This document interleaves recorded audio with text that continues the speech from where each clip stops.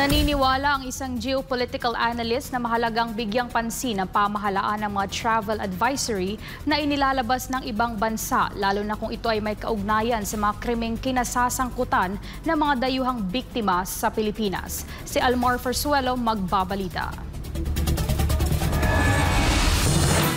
Si Michaela Mikova, isang Slovak national, ay natagpo ang wala ng buhay sa isang abandonadong kapilya sa Boracay nitong Marso. Noong Hulyo 12 taong 2024, isang Australian national ang nasawi matapos atakihin sa loob ng isang hotel sa Tagaytay. Samantala, noong Abril 20 ngayong taon, isang Korean national ang ninakawan at pinatay sa Barangay Anunas, Angeles, Pampanga. Ilan lamang ito sa mga insidente ng krimeng kinasangkutan ng mga dayuhan sa bansa. Dahil dito, muling naglabas ng study abroad alert ang Ministry of Education ng China para sa taong 2025. Ayon sa alerto, pinaalalahanan ang mga Chinese student na mag-ingat sa pag-aaral sa Pilipinas dahil sa umano'y mga banta sa kaligtasan. Bagamat kinilala ng Malacanang ang karapatan ng China na maglabas ng sariling travel advisory, iginiit ng pamahalaan na nananatiling ligtas ang Pilipinas para sa mga dayuhang estudyante.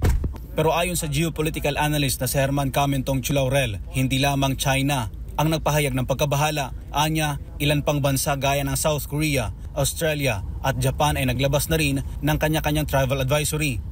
Of course, ngayon may utos ang China sa kanilang mga estudyante na mag-ingat kung mag-e-enroll sa Pilipinas dahil maraming diskriminasyon, maraming criminality.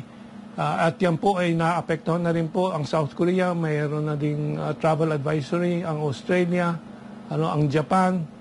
Payo ni Laurel, dapat maging wake-up call ang mga travel advisory na ito upang lalo pang pagtibayin ng pamahalaan ang peace and order sa bansa, lalo na't may epekto ito sa turismo. Pakinggan po natin yung mga ibang bansa na nag-issue na ng travel advisory. So napakalinaw yon. And kita naman po natin sa social media, ang daming inuulat po na lumalabas.